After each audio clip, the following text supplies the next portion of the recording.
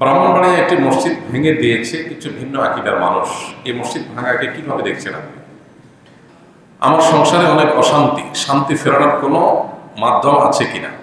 একজন মানুষ তার ঈমান ঠিক রাখতে প্রতিদিন কি কি আমল করা উচিত জানতে চাই। ছোট বাচ্চাদের জন্মের পর যে টিকা দেওয়া হয়, শরীয়তে এটা জায়েজ আছে কিনা? আমার বাবা আমার স্বামীকে যৌতুক হিসাবে গরু কিনে দেন, সেই গরু বিক্রি করে আমার স্বামী আমার মহারণা পরিশোধ করেন, এটা জায়েজ হবে কিনা? সামাজিক যোগাযোগ মাধ্যমে আমরা যে সকল ইমোজি ব্যবহার করে থাকি এগুলো জায়েজ আছে কিনা? কারণ ইমোজিতে চোখ বোঝাতে কালো ফোঁটা ও মুখ বোঝাতে কালো দাগ টানা রয়েছে। যে সমস্ত ইমোজিগুলো আমরা সোশ্যাল মিডিয়ায় ব্যবহার করি এগুলো আসলে পূর্ণাঙ্গ কোনো অবয়ব না, পূর্ণাঙ্গ কোনো আকৃতি না। এগুলোতে চোখ, কান, চোখ, নাক বা মুখ বোঝার জন্য এক দুটা দাগ টাগ দিয়ে দেওয়া হয়। একটা প্রাণীর পরিপূর্ণ আকৃতি হতে পারে, সেটা শুধু ফেস, শুধু কল্লা, পরিপূর্ণ আকৃতি যদি হয় তাহলে সেটা ব্যবহার করা নাজায়েজ, সেটা ব্যবহার করা অনুচিত। কোনো প্রাণীকে এইভাবে যদি কেউ অঙ্কন করে তৈরি করে তাহলে কিয়ামতের দিন তাতে রূহ ফুৎকার দেওয়ার নির্দেশ আল্লাহ তাআলা দিবেন অঙ্কনকারীকে। বিধায় ওটার ব্যবহার করাও আমাদের জন্য জায়েজ নয়। সেটা অঙ্কন করা নিষেধ, সেটা ব্যবহার করাও নিষেধ। কিন্তু সাধারণত যে ইমোজিগুলো পাওয়া যায় এগুলোতে আসলে পূর্ণাঙ্গ কোনো প্রাণীর অবয়ব থাকে না। যেমন কান থাকে না, অনেক সময় অন্যান্য গুরুত্বপূর্ণ অঙ্গ যা ছাড়া মানুষ কল্পনা করা যায় না সেগুলো থাকে না। তো এরকম শুধুমাত্র সিম্বলিক কোনো কিছু, যে কোনো রকম মানুষের মাথা বা এই টাইপের কিছু বোঝা যায়, দাগ টাগ দিয়ে কোনো রকম একটা দামি টাইপ কিছু করা, এরকম যদি হয় তাহলে সেক্ষেত্রে সেটা ব্যবহার করা হারাম হবে না। তারপরেও তাকওয়ার দামি হবে সতর্কতামূলকভাবে এগুলো থেকে বেঁচে থাকা বা বিরত থাকা। ব্রাহ্মণবাড়িয়ায় একটি মসজিদ ভেঙে দিয়েছে কিছু ভিন্ন আকীদার মানুষ। এই মসজিদ ভাঙাকে কিভাবে দেখছেন আপনি? মসজিদ ভাঙা এটা আল্লাহর জমিনের সবচেয়ে গর্হিত, সবচেয়ে জঘন্য অপরাধগুলোর মধ্যে থেকে একটা। কোনো যুক্তিতে, কোনো অজুহাতে, কোনো কারণ দেখিয়ে মসজিদ ভাঙার কোনো সুযোগ, কোনো অভাব নেই। আমরা যখন ভারতে মুসলমানদের মসজিদ ভাঙা নিয়ে প্রতিবাদ করছি, তখন যদি আমাদের দেশে মসজিদ ভাঙে এটা হবে আমাদের জন্য সবচেয়ে লজ্জাজনক কথা। মসজিদ কিংবা ভিন্ন ধর্মাবলম্বীদের উপাসনালয় এগুলোর কোনোটাই ভাঙা, সেগুলোতে আঘাত করা, এটার শিক্ষা ইসলাম আমাদেরকে দেয়নি, বরং নিষেধ করেছে। আপনারা অনেকে জানেন নবী করিম সাল্লাল্লাহু আলাইহি সাল্লাম জিহাদের ময়দানে পর্যন্ত অন্য ধর্মাবলম্বীদের উপাসনালয় পর্যন্ত তিনি আঘাত করতেন না, বরং ইসলামের পরিষ্কারভাবে নিষেধাজ্ঞা রয়েছে অন্য ধর্মাবলম্বীদের উপাসনালয়গুলোকে আঘাত করার ব্যাপারে। তাদেরকে আমরা তাওহীদের দাওয়াত দিব, তাদের উপাসনালয়গুলোকে আঘাত করে ভেঙে ফেলতে ইসলাম আমাদেরকে নির্দেশ করে না। সেখানে মুসলমানদের মসজিদ কিভাবে আমরা নির্দেশ মানতে পারি? কেউ যদি কোনো ভুল করে, কোনো বাড়াবাড়ি করে, তার প্রতিকারের আপনি বহু পথ অবলম্বন করতে পারেন। তারপরে আল্লাহর ঘরে আঘাত করতে পারেন না, আল্লাহর ঘর তো আল্লাহর ঘর। কেউ যদি কোনো মসজিদ আল্লাহর ঘরের জন্য জমি ওয়াকফ করে থাকে, দান করে দিয়ে থাকে, তখন সেটা আল্লাহর ঘর হয়ে যায়, এটা মালিক আল্লাহ। ওইটাতে আঘাত করা এটা শরীয়তে সবসময় নিন্দনীয়। এই জন্য কোনো যুক্তিতেই মসজিদে আঘাত করা জায়েজ নয়। আমরা নবী সাল্লাল্লাহু আলাইহি সাল্লামের সিরাতের কথা জানি। কেউ যদি কোনো উপাসনালয়ে, কোনো গির্জা প্যাগোডাতে আশ্রয় নেয়, তাকে নবী সাল্লাল্লাহু আলাইহি সাল্লাম ইবাদতরত অবস্থায় থাকে, তাকে হত্যা করতে নবী সাল্লাল্লাহু আলাইহি সাল্লাম নিষেধ করেছে। তাহলে অন্য ধর্মাবলম্বীদের ব্যাপারে যদি আমাদের এই অবস্থান থাকে, তাহলে আমার মুসলমান ভাই তার সাথে ভিন্ন চিন্তা, ভিন্ন আকীদা, ভিন্ন বিশ্বাস এর কারণে মত পার্থক্য থাকতে পারে। এমনকি কেউ কোনো ক্ষেত্রে বাড়াবাড়ি করতে পারে, সীমা লঙ্ঘন করতে পারে, কোনো ভুল করতে পারে, সেটার হাজারটা সমাধানের পথ আমরা বের করতে পারি। তাই বলে মসজিদে আঘাত করা এটা কখনো সমাধান হতে পারে না। বাংলাদেশ এই ক্ষেত্রে আমাদের আশেপাশের যেই কোনো দেশের চাইতে ভালো একটা অবস্থানে আছে, যে আমাদের দেশে আলহামদুলিল্লাহ পরমত সহিষ্ণুতা এই লেভেলে আছে যে আমাদের পার্শ্ববর্তী ভারত কিংবা পাকিস্তানে পর্যন্ত ভিন্ন চিন্তার মানুষদের উপাসনায় আঘাত করা, এমনকি মসজিদে মুসলমানদের একটা গ্রুপ আরেক গ্রুপের মসজিদে আঘাত করা, এগুলো পাকিস্তানে প্রচুর পাওয়া যায়। কিন্তু আমাদের দেশে আলহামদুলিল্লাহ এগুলো নাই। আমাদের এই ঐতিহ্যটাকে ধরে রাখার চেষ্টা করা উচিত। কোনো মানুষ এ ধরনের কাজ করলে তাদের ব্যাপারে সবার দল মত নির্বিশেষে সবাই সেখানে সোচ্চার হওয়া উচিত এবং এই ধরনের কর্মকাণ্ড এটা করতে বাধা দেওয়া উচিত এবং কেউ এই অন্যায় কাজ যেন করতে না পারে সবাই সতর্ক থাকা উচিত। সমাজে পরস্পরের সহমর্মিতা এবং সহাবস্থান এটা যেন ভালো থাকে, এটা যেন সবাইকে দায়িত্বশীল আচরণ করতে হবে। দায়িত্বশীল আচরণ না করলে তার পরিণতি ভালো হবে না, আমরা সবাই ক্ষতিগ্রস্ত হব। আল্লাহ আমাদেরকে হেদায়েত দান করুন।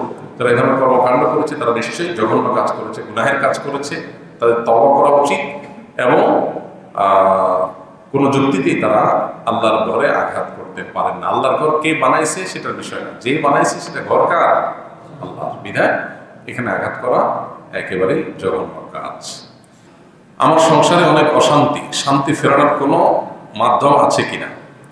বা সংসারে অশান্তি দূর করবার জন্য কাউন্সিলিং এর দরকার।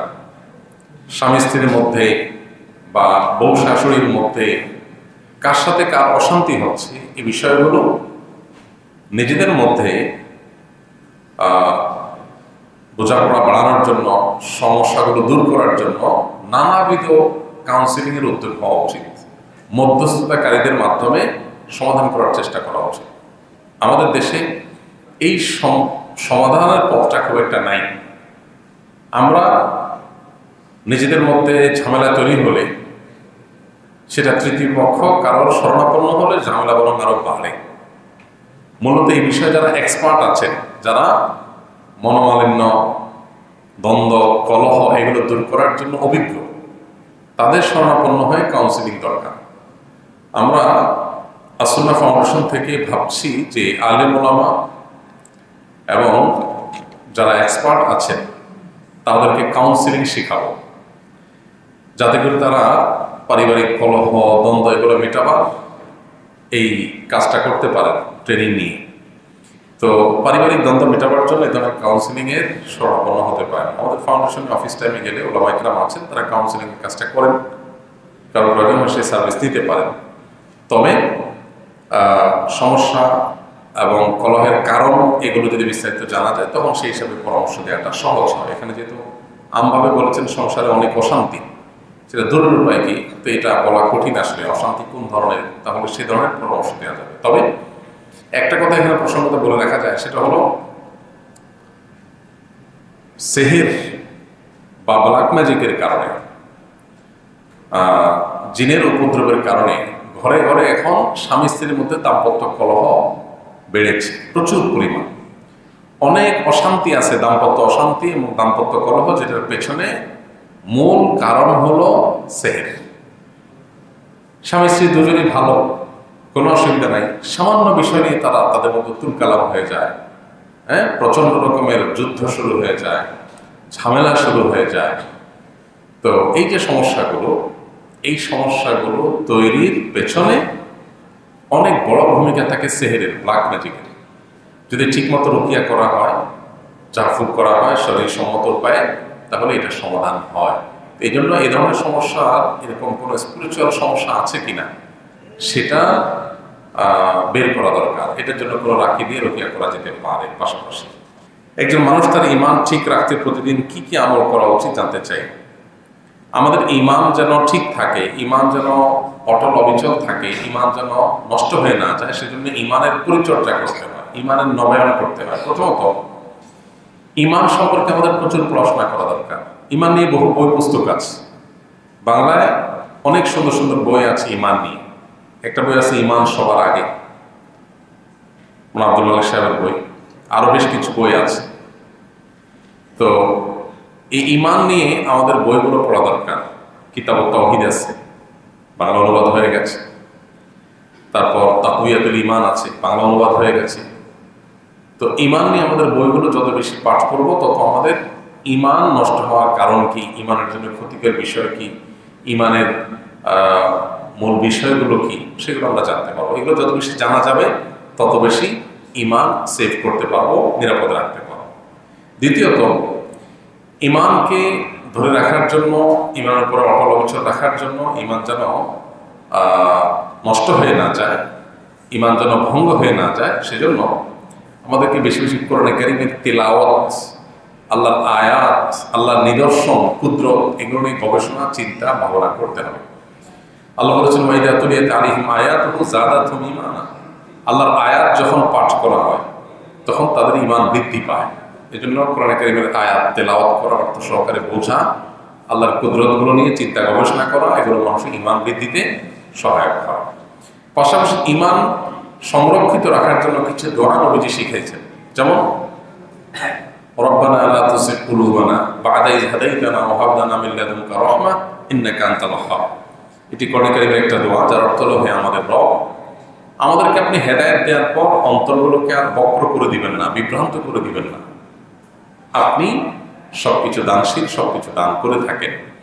তো এখানে ঈমান যেটা আপনি দিয়েছেন আল্লাহ, আমি যেন বেঈমান হয়ে না যাই, আমি পথচ্যুত হয়ে না যাই, এই জন্য আল্লাহর কাছে দোয়া করা হয়েছে। এটা গুরুত্বপূর্ণ একটা বিষয়। অনেকেই আছেন ঈমানদার হয়ে পৃথিবীতে জীবন যাপন করেন, দুনিয়ার জীবন কাটান, কিন্তু একটা সময় আল্লাহ মাফ করুক ট্র্যাক চেঞ্জ হয়ে বেঈমান হয়ে নষ্ট হয়ে যান। বিশেষ করে গোটা পৃথিবীতে কিয়ামত যত নিকটবর্তী হবে, ঈমান ধরে রাখা তত চ্যালেঞ্জিং হবে, তত টাফ এবং কঠিন হবে। কারণ ঈমান নষ্ট করার জন্য হাজারো আয়োজন আছে, যেটাকে আমরা আমাদের জন্য উন্নতি অগ্রগতির বিষয় মনে করি। তার অনেক কিছুই আছে যেগুলো আমাদের ঈমান হরণকারী বিষয়, মূলত শয়তানের দূরবর্তী প্ল্যানের অংশ। তো এই জন্য আল্লাহর কাছে পানা চাওয়াটা হলো ঈমান রক্ষা করার জন্য সবচেয়ে কার্যকর উপায়। আল্লাহ যেন হেফাজত করেন, সেজন্য দোয়া করতে থাকেন। আল্লাহ আমাদের তৌফিক দান করুন।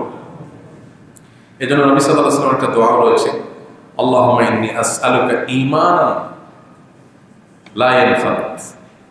আল্লাহ, আপনার কাছে এমন একটা ঈমান চাই যে ঈমান নষ্ট হয়ে যাবে না, যে ঈমান নষ্ট হয়ে যাবে না, সেরকম ঈমান আল্লাহর কাছে চাওয়া নবী সাল্লাল্লাহু আলাইহি ওয়াসাল্লাম শিক্ষা দিয়েছেন। ছোট বাচ্চাদের জন্মের পর যে টিকা দেওয়া হয়, শরীয়তে এটা জায়েজ আছে কিনা? ছোট বাচ্চাদের জন্মের পরপর হোক বা পরবর্তী সময় যে টিকা দেওয়া হয়, এই টিকা নিয়ে নানান আলাপ আলোচনা আছে। অমুসলিমরা এবং পৃথিবীর উন্নত দেশের মানুষজনেরা, তারা বহু টিকা, বহু ঔষধ তৈরি করে গরিব, বিশেষ করে মুসলিম জনপদ, এই সমস্ত জায়গাগুলোতে পরীক্ষা চালাবার জন্য। এই নির্মম বাস্তবতার কথা এই সময়ে সামান্যতম সচেতনতা আছে এরকম মানুষ মাত্রই জানে। যে কোনো একটা মেডিসিন তৈরি করা হয়েছে, এটা বড় ধরনের কোনো সাইড এফেক্ট থাকতে পারে, সেটা পরীক্ষা চালানো হয় কোথায়? গরিব দেশগুলোর উপরে। যে মরে গেলে গরিব দেশগুলো, মানুষ মরে গেল, এর ফাঁকে তারা সাবধান হয়ে গেল। মানবিকতা বলে যারা চিল্লাচিল্লি করে, যারা আমাদেরকে ভালো মন্দের রেখা টেনে দেয়, তাদের আসল রূপ বিভিন্ন কর্মকাণ্ডের মধ্য দিয়ে প্রকাশ পায়। এর মধ্যে এটা একটা, যে আমাদের মতো গরিব দেশগুলোর উপরে তারা বিভিন্ন রকমের পরীক্ষা নিরীক্ষা চালায়। তো এই সমস্ত বাস্তবতাকে মাথায় রেখে, বিশেষ করে টিকার নাম দিয়ে সেখানে কি দেওয়া হচ্ছে না দেওয়া হচ্ছে, ক্ষতিকর কোনো কিছু আছে কিনা, এটা নিয়ে নানা রকমের ধোঁয়াশা থাকে, বিভ্রান্তি থাকে, সন্দেহ সংশয় থাকে। এই কারণে যদি কেউ টিকা গ্রহণ না করে, তো সেটা রাইট অবশ্যই তা আছে, বরং কোনো কোনো ক্ষেত্রে সন্দেহ হলে, বিভ্রান্তির সুযোগ থাকলে সেটা থেকে বিরত থাকাটাই কোনো বিবেকের দাবি এবং শরীয়তের দাবি। গত কিছুদিন আগে মেয়েদের এক ধরনের টিকা দেওয়া হয়েছে, আমরা জানি শত শত হাজার হাজার মেয়েরা অসুস্থ হয়ে গেছে সারা দেশে, প্রচুর পরিমাণ পত্রপত্রিকা নিউজ হয়েছে। কিন্তু এরপরও সেটাকে পুশ করার, আরোপ করার, জোর করে দেওয়ানোর একটা চেষ্টা আমরা লক্ষ্য করেছি। এগুলো কেন? এ বিষয়ে আমাদের সাবধানতা অবলম্বন করা দরকার। তো এই জন্য এই সমস্ত টিকা, বিশেষ করে যেগুলো নিয়ে আমাদের সন্দেহ হয়, সংশয় হয়, বিভ্রান্তি তৈরি হয়, সেগুলো গ্রহণ না করার সুযোগ আছে। আমার বাবা আমার স্বামীকে যৌতুক হিসাবে গরু কিনে দেন, সেই গরু বিক্রি করে আমার স্বামী আমার মহারণা পরিশোধ করেন, এটা জায়েজ হবে কিনা? এটা তো বড় ধরনের চিটারি দেখা যাচ্ছে। শ্বশুরের কাছ থেকে যৌতুক নিয়ে ওইটা দিয়ে যদি স্ত্রীর মহর পরিশোধ করা হয়, তাহলে তো কই তেল দিয়ে কই বাঁচার মতো হয়ে গেল। হ্যাঁ, এখানে মহর যেটা ধার্য করা হয়েছে, সেই ধার্যকৃত মহর যদি পরিশোধ করেন স্ত্রীকে, মহর পরিশোধ হয়ে যাবে। কিন্তু স্বামী শ্বশুরের কাছ থেকে যে যৌতুক নিয়েছেন, গরু নেই, টাকা নেই, পয়সা নেই, সেটা তো হারাম।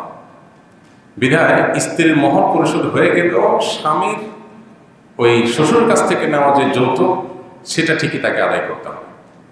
সেটা যদি ফেরত না দেয়, সেটা যদি আদায় না করে, তাহলে সেক্ষেত্রে এই যে চাঁদাবাজি করলো, আমরা চাঁদাবাজি নিয়ে অনেক কথা বলি, সবচেয়ে বড় চাঁদাবাজি ঘরে ঘরে যেটা হয় সেটা তো যৌতুক।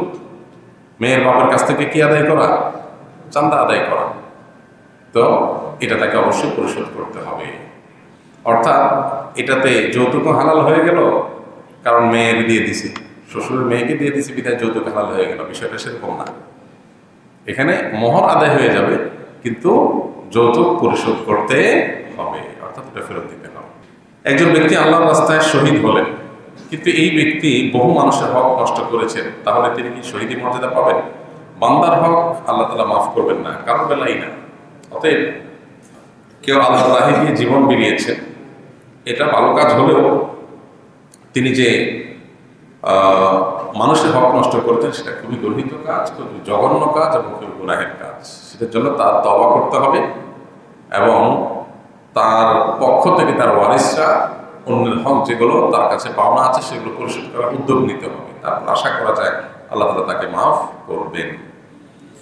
তবে কোনো কোনো বান্দা, তাদের প্রতি আল্লাহ তাআলা সন্তুষ্ট হয়ে গেলে তাদের বান্দার হকগুলোকে আল্লাহ তাআলা আদায় করে দেন কিয়ামতের ময়দানে। বিভিন্ন হাদিস থেকে সেটা বোঝা যায়। তাদেরকে সন্তুষ্ট করে আল্লাহ তাআলা ওই ব্যক্তিকে দায়মুক্ত করেন। এটা এক্সক্লুসিভ ইস্যু। অনলাইনে ভিডিও ছেড়ে সেখান থেকে উপার্জিত অর্থ ভক্ষণ করা ইসলামের শরীয়তের দৃষ্টিকোণ থেকে হালাল কিনা? অনলাইনে যারা ভিডিও বিভিন্ন সোশ্যাল মিডিয়াতে আপলোড করেন, এখানে নর্মাল যে মনিটাইজেশন সেটা অন করে যে উপার্জন করেন, এটা হালাল না। কারণ সেখানে বিভিন্ন রকমের অ্যাডভার্টাইজ থাকে, সেখানে মিউজিক, হারাম পণ্যের অ্যাডভার্টাইজ, বিভিন্ন জিনিস থাকে, এই জন্য এটা হালাল না। যদি কেউ এরকম কোনো নির্দিষ্ট কাস্টমাইজ অ্যাডভার্টাইজিংয়ের সিস্টেম রাখতে পারেন, কোনো কোম্পানির সাথে চুক্তি করে যে আমার ভিডিওতে তোমার অ্যাডভার্টাইজমেন্ট যাবে, তার বিরুদ্ধে তুমি আমাকে এই টাকা দিবে, সেটা জায়েজ, সেটা ভিন্ন বিষয়। আপনি বলেছেন ফেসবুক প্রোফাইল নিজের ছবি ব্যবহার করা ঠিক না, কিন্তু আপনার প্রোফাইল আপনার ছবি ব্যবহার করা এ নিয়ে মানুষ বিতর্ক তৈরি করছে, এ নিয়ে আপনার মতামত কি? একটা ভিডিও আমাদের চোখে পড়েছে, খুবই হাস্যকর এবং খুবই লেম টাইপের প্রতারণা। সে ভিডিওতে আমরা দেখেছি। মূলত আলোচনা ছিল একজন মুসলিম নারী পর্দার বিধান তার জন্য পালন করা আবশ্যক, যেমনিভাবে পুরুষের জন্য চোখকে নিয়ন্ত্রণ করা আবশ্যক। পর্দার বিধানের অংশ হিসেবে সোশ্যাল মিডিয়ার আইডিতে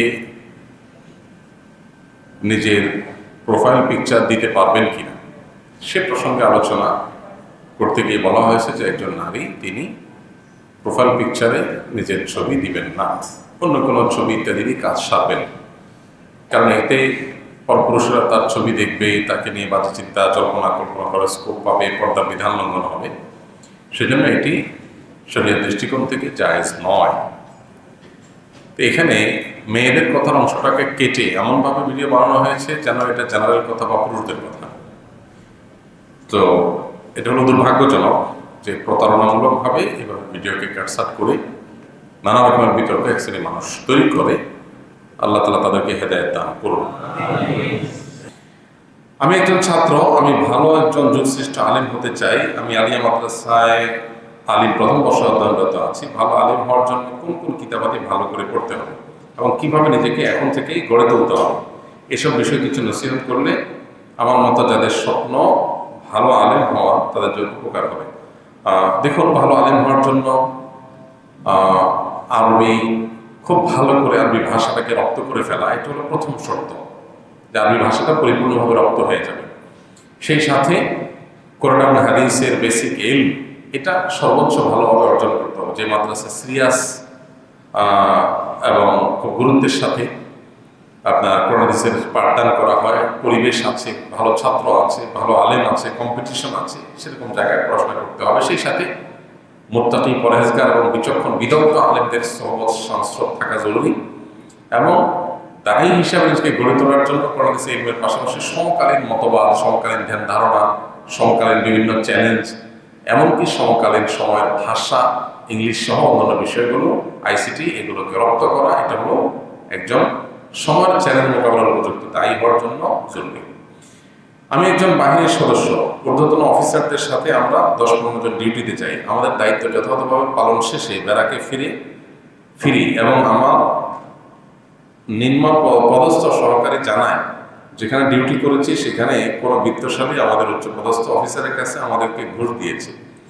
অফিসার আবার নিম্ন পদস্থ আমার সহকর্মীর কাছে আমাদের 10 জনকে 5,000 টাকা দিয়ে ভাগ করে নিতে বলেছে। প্রশ্ন হলো, আমি ঘুষ খাই না, কিন্তু এই টাকা যদি আমার ভাগেরটা আমি না নিই, আমার আরেক সহকর্মী নিশ্চিতভাবে রেখে দিবে যে দিয়েছে তার কাছে ফেরত দেওয়ার কোনো পথ খোলা নেই। এখন এই টাকা নিয়ে বিনা সওয়াবের আশায় কোনো গরিবকে দেয়া ঠিক হবে নাকি সহকর্মীকে খেতে দেয়া ঠিক হবে? প্রথম কথা হলো যে ঘুষের লেনদেন করাটাই হারাম। যদি আপনার জন্য কোনো ভাগ রাখে, আপনি বলে দিবেন এটা যথাস্থানে যার কাছ থেকে নিয়েছো, যার মাধ্যমে নিয়েছো, তাকে ফেরত দেওয়ার ব্যবস্থা করো। এটা আপনার কর্তব্য। যদি তারা না দিয়ে মেরে দেন, তারা আল্লাহর কাছে দায়ী থাকবে, আপনি দায়ী থাকবেন না। আপনার এটা ভোগ করা উচিত হবে না। আমরা নিজেরা নিয়ে এরপরে গরিবকে দান করে দিব, এটা হলো যখন আমি না চাইতে আমার কাছে চলে আসছে এবং ফেরতের কোনো অপশন নাই। আপনি যার কাছ থেকে পেয়েছেন তাকে ফেরত দিবেন, সে আবার যার কাছে নিয়েছে তাকে ফেরত দিবে। খুব বেশি দূরে না তো, 2-3টা হাত মাত্র বদল হয়েছে বিধায় এটা চাইলে ফেরত দেওয়া সম্ভব, বিধায় সেই উদ্যোগ আপনাকে নিতে হবে। যদি আপনি না চাইতে আপনার কাছে চলে আসছে এবং ফেরত দেওয়ার কোনো অপশন নাই, ফেরত দিতে কিন্তু ঝামেলা তৈরি হবে, তাহলে আপনি নিয়ে কোনো গরিবকে দান করে দিবেন। একজন পিতার 2 সন্তান, পিতা তার বড় সন্তানের সাথে সম্পর্ক রাখে, টাকা পয়সা তার কাছ থেকে নেয়। ছোট সন্তান দিলে সেটা গ্রহণ করে না। এখন ছোট সন্তানের করণীয়, মা বাবার সাথে সদ্ব্যবহার করা এটা অত্যন্ত গুরুত্বপূর্ণ একটা আমল আমাদের জন্য। আল্লাহ সুবহানাহু ওয়া তাআলা কোরআনে কারীমে আল্লাহর ইবাদত, আল্লাহর ইবাদত বন্দেগীর পাশাপাশি মা বাবার প্রতি সদাচরণ করতে আমাদেরকে নির্দেশ করেছেন। সদাচরণের মধ্যে থেকে একটা মা বাবার ভরণ পোষণের ব্যবস্থা করা, তাদের সেবা করা, তাদেরকে আর্থিকভাবে সাধ্য অনুযায়ী সহযোগিতা করা, এটা আমার সন্তান হিসেবে আমাদের কর্তব্য। এখন সন্তান যদি বাবা মাকে আর্থিকভাবে সহযোগিতা করতে চাইলেও বাবা মা সেটা গ্রহণ না করেন, তাহলে নিশ্চয়ই এখানে বাবা মার কোনো মনে কষ্ট আছে, ব্যথা আছে। সেই ব্যথা বা কষ্ট দূর করার চেষ্টা করতে হবে। সন্তানের দায়িত্ব পালন করে সন্তান যদি সেই ব্যথা দূরের চেষ্টা করে, পুরো বাবা মা শক্ত থাকেন বা গোল ধরেন, তাহলে সেক্ষেত্রে সন্তান হিসাবে আপনি আপনার দায়িত্বটা পালন করে থাকলে আল্লাহর কাছ থেকে হয়তো নাজাত আপনি পেতে পারেন। কিন্তু যে কোনো মূল্যে বাবা মাকে সন্তুষ্ট করার সর্বোচ্চ চেষ্টা আপনাকে চালাতে হবে। এবং এক সন্তানের কাছ থেকে টাকা পয়সা নিলেন, আরেক সন্তান থেকে নিলেন না, পরিষ্কার বোঝা যায় এখানে কোনো দুঃখ বা কষ্ট আছে। সেটা মাপ চেয়ে হোক, বিনম্র হয়ে হোক, যেভাবে হোক মা বাবার কাছ থেকে মিনিমাইজ করে নিতে হবে, সেই সমস্যা দূর করে নিতে হবে। মা বাবার বিষয়টা অত্যন্ত জটিল, অত্যন্ত কঠিন। এখানে তাদেরকে সন্তুষ্ট করাটা এটা আমাদের জন্য একটা চ্যালেঞ্জিং একটা ব্যাপার। রেজাল রব্বে ফি রেজাল ওয়ালিদাইন ওয়া সাখাতুর রব্বে ফি সাখাতিল ওয়ালিদাইন, হাদিসে বর্ণিত হয়েছে মা বাবার সন্তুষ্টির মধ্যেই আল্লাহর সন্তুষ্টি নিহিত, আবার মা বাবার অসন্তুষ্টির মধ্যেই আল্লাহর অসন্তুষ্টি নিহিত। এই জন্য এটা আমাদের একটা পরীক্ষার জায়গা। তারা উল্টাপাল্টা রাগ করতে পারেন, ভুল বুঝতে পারেন, কিন্তু আমরা সেটাকে শুধরাবার চেষ্টা করব, সংশোধন করার চেষ্টা করব, বোঝাবার চেষ্টা করব। এক্ষেত্রে আমাদের কোনো ত্রুটি ঘাটতি থাকতে পারবে না। আল্লাহ আমাদেরকে তৌফিক দান করুন। কবরের পাশে দাঁড়িয়ে 41 দিন সূরা ইয়াসিন তেলাওয়াত করলে কবরের আযাব মাফ হয়ে যায় কিনা, এরকম কথা লোকমুখে প্রচলিত আছে, কিন্তু কোরআন বা সুন্নাহর কোথাও এটা সাব্যস্ত হয়নি যে কবরের পাশে দাঁড়িয়ে 41 দিন সূরা ইয়াসিন পাঠ করলে কবরের আযাব মাফ হয়। তবে এটা ঠিক, সূরা ইয়াসিন কোরআনে কারীমের গুরুত্বপূর্ণ সূরা, এটা আমরা এমনি পাঠ করব। কবরের পাশে নিয়ে দাঁড়িয়ে 41 বার পাঠ করলে আযাব মাফ হয়, এরকম কথা হাদিসে আসেনি। যেটা হাদিসে আসেনি, আযাবের বিষয়টা অদৃশ্য জগতের বিষয়।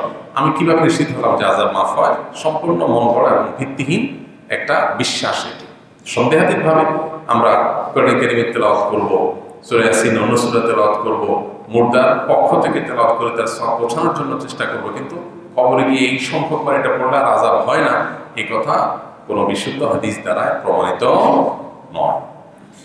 ঝগড়ার মাঝে রাগের মাথায় আমি আমার স্ত্রীকে বলি, তোমাকে 1 তালাক দিলাম, 1 তালাক 2 তালাক 3 তালাক, তোমার সাথে আমি সংসার করব না। এখন আমরা দুজনে অনুতপ্ত, এখন শরীয়তের ভাষায় আমাদের কি করা উচিত? ভাই, তালাকের মাসআলার জবাবের জন্য ভালো কোনো মাদ্রাসায় চলে যাবেন। এখানে দারুন নাজাত মাদ্রাসা আছে, তারপরে মাদারনগর মাদ্রাসা আছে। ভালো কোনো মাদ্রাসায় গিয়ে ফতোয়া বিভাগে গিয়ে বিস্তারিত জানবেন। তালাক এমন একটা জিনিস, এটা দিয়ে ফেললে হয়ে যায়, এরপরে নতুন হয়ে আফসোস করে আর লাভ নেই। বিশেষ করে যদি আপনি সর্বোচ্চ 3টা তালাকই দিয়ে শেষ করে ফেলেন, তাহলে আর আসলে আফসোস করে লাভ নেই। তারপরে এগুলোর উত্তর ডিটেল জানার জন্য কোনো ফতোয়া বিভাগে যাবেন। এভাবে সংক্ষিপ্ত প্রশ্নোত্তর ভাষণে তালাকের উত্তর দেওয়া হয় না। এরপরে প্রশ্ন হলো, সম্প্রতি ভারতের বিতর্কিত ওয়াকফ আইন স্থগিত করে দিয়েছে সুপ্রিম কোর্ট। এ বিষয়ে আমাদের কি মন্তব্য করা উচিত? দেখুন, আমাদের পার্শ্ববর্তী দেশের মুসলমানরা ভালো নেই, তারা অনেক কষ্টে আছে। আমরা তো ফিলিস্তিনি মুসলমানদের জন্য চোখের পানি ফেলছি, কান্নাকাটি করছি, কিন্তু বাস্তবতা হলো আমাদের পার্শ্ববর্তী দেশের মুসলমানরাই চরম সংকটের মধ্যে দিনাতিপাত করছে, পরম বিপদের মুখোমুখি তারা। সেখানে পান থেকে চুন খসলেই মুসলমানদেরকে হত্যা করা হচ্ছে, খুন করা হচ্ছে, শহীদ করে দেওয়া হচ্ছে, তাদেরকে জয় শ্রীরাম বলতে বাধ্য করা হচ্ছে, না বললে তাদেরকে পিটিয়ে মেরে ফেলা হচ্ছে। সামান্য মিথ্যা এবং ঠুনকা অজুহাত, গরুর গোশত কারোর ফ্রিজে আছে, এ ধারণার উপর ভিত্তি করে মানুষকে পিটিয়ে মেরে ফেলা হচ্ছে। হোলির রং মাখতে না চাইলে তাকে দিন দুপুরে রাস্তায় পিটিয়ে মেরে ফেলা হচ্ছে, রক্তাক্ত করা হচ্ছে। মসজিদগুলোকে একের পর এক ভেঙে দেওয়া হচ্ছে। সেখানে এই যে ওয়াকফ বিল যেটা উত্থাপিত হয়ে পাশ হয়েছে, সেটা আইনের আকার ধারণ করতে যাচ্ছে। এটা ভারতের মুসলমানদের উপরে মনের উপরে খড়ার ঘায়ের মতো। এমনিতেই মুসলমানদের সেখানে অধিকার বলতে কিছুই নেই। সেখানে এই আইন বাস্তবায়ন হলে কি হতে পারে, সেটা গত কয়েকদিন ধরে ভারতের বিভিন্ন জায়গায় প্রচুর পরিমাণ মসজিদ মাদ্রাসা হিন্দুদের দখল করে নেওয়া, তারপরে মুসলমান মুক্ত ভারত গড়ার হিন্দুদের বিভিন্ন ঘোষণার কথা আমরা সোশ্যাল মিডিয়ার মাধ্যমে দেখেছি। এগুলোর মাধ্যমে বোঝা যায় যে তারা আসলে কি চায়। তারা চায় ভারতবর্ষকে ইসলাম থেকে ধুয়ে মুছে পরিষ্কার করতে। অথচ ভারতবর্ষকে আবাদ করেছে, ভারতবর্ষকে সবচেয়ে বেশি সমৃদ্ধ করেছে মুসলমানেরা। ভারতবর্ষ যেগুলো নিয়ে গর্ব করে তার সবই মুসলমানদের তৈরি।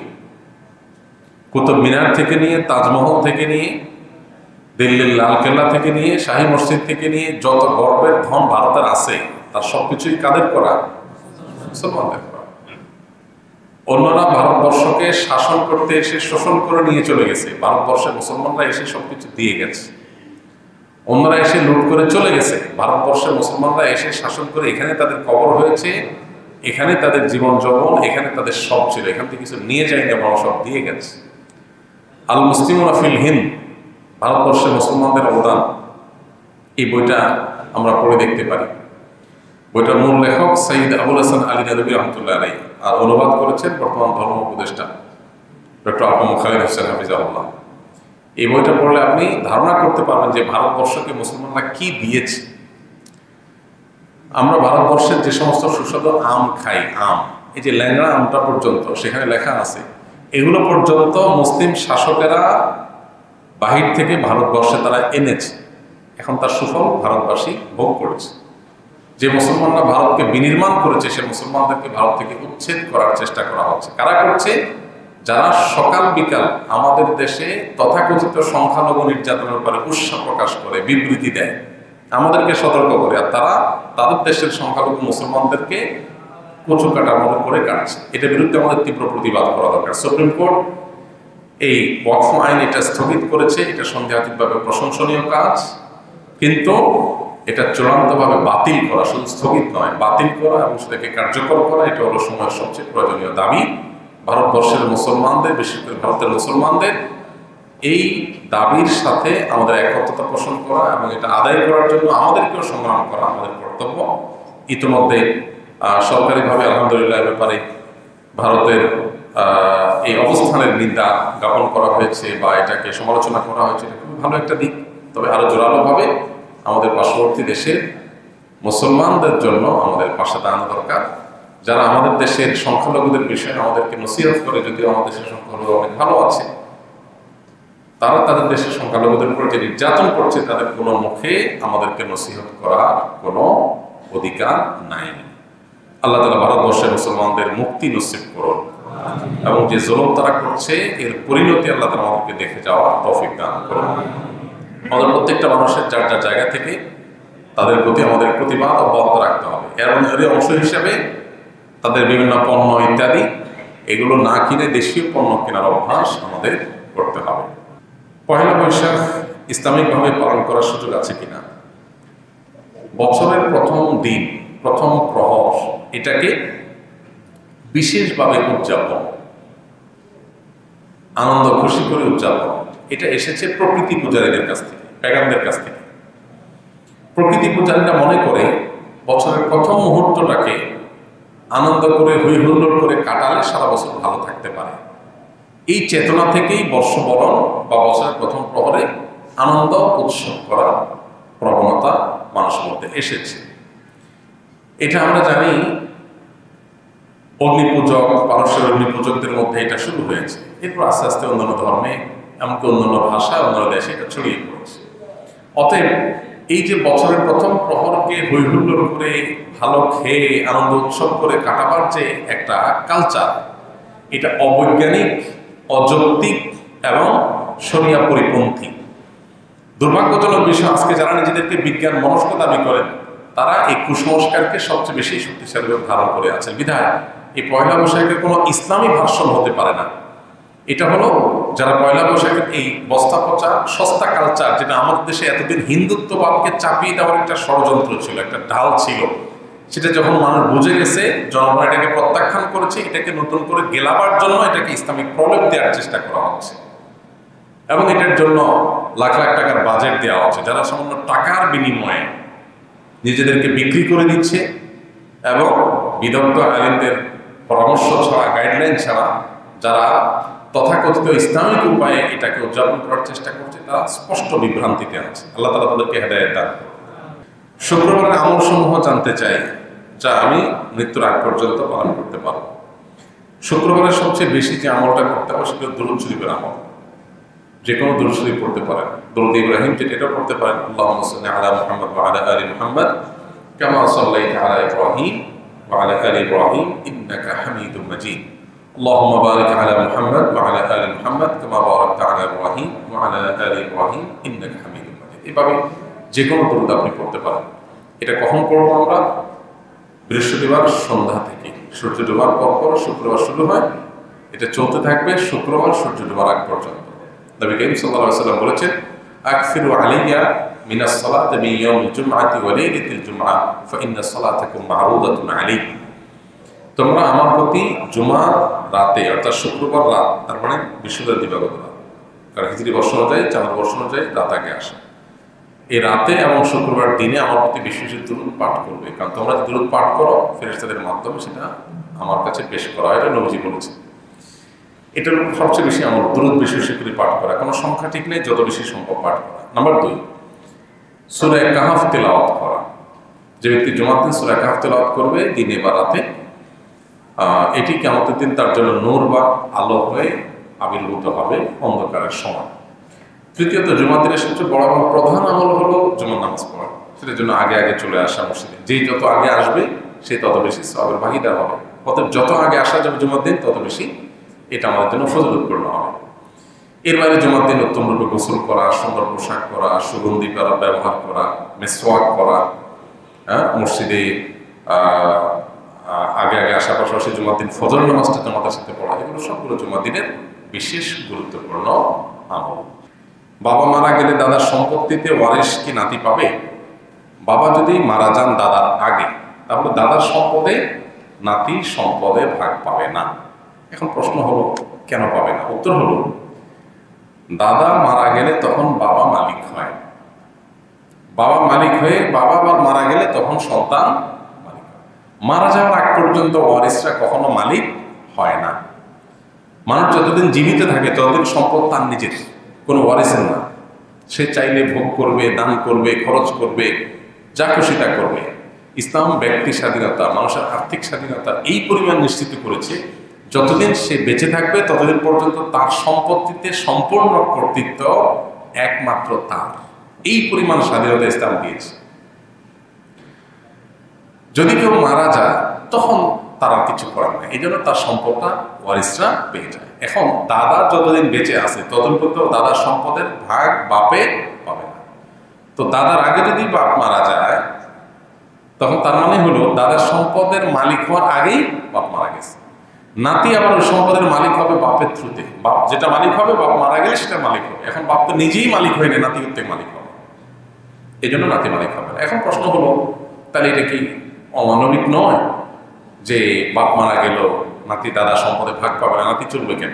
এটার উত্তর হলো বাপ যদি মারা যায়, নাতি যদি এতিম থাকে, ছোট বাচ্চা থাকে, ছোট থাকে, তবে তাদের ভরণ পোষণ দেওয়ার পরিপূর্ণ দায়িত্ব দাদার উপরে, বাধ্যতামূলক ভরণ পোষণ দেওয়া। এর পাশাপাশি নাতি হিসেবে দাদা চাইলে নাতিদেরকে তাদের সম্পদ থেকে যে কোনো পরিমাণ দিতে পারে। ওয়ারিস হিসেবে পাইলে তো নির্দিষ্ট পরিমাণ পাইতে, এখানে যে কোনো পরিমাণই পাইতে পারে, সেই স্কোপও আছে। একটা মানুষের বেঁচে থাকার জন্য শুধু বাবার সম্পদে একমাত্র অবলম্বন না, আরো বহু উপায় আছে। অতএব কিভাবে তারা চলবে এই প্রশ্ন করা অবান্তর। আমার বাবা একজন মসজিদের ইমাম ছিলেন, বর্তমানে উনি প্যারালাইসিসের রোগী, ঠিক মতো বিছানা থেকে উঠতে পারেন না। বাবার অসুস্থতার কারণে আর লেখাপড়া করতে পারছি না, তাই একজনের মাধ্যমে আসন্না স্কিল ডেভেলপমেন্ট ইনস্টিটিউটের সন্ধান পেয়েছি। কিভাবে ভর্তি হব? ভর্তি হওয়ার জন্য আসন্না স্কিলের যে ফেসবুক পেজ আছে বিস্তারিত সেখানে দেখতে পাবেন। যখন যখন সার্কুলার দেওয়া হয় তখন তখন আবেদন করে ভর্তি হতে পারবেন।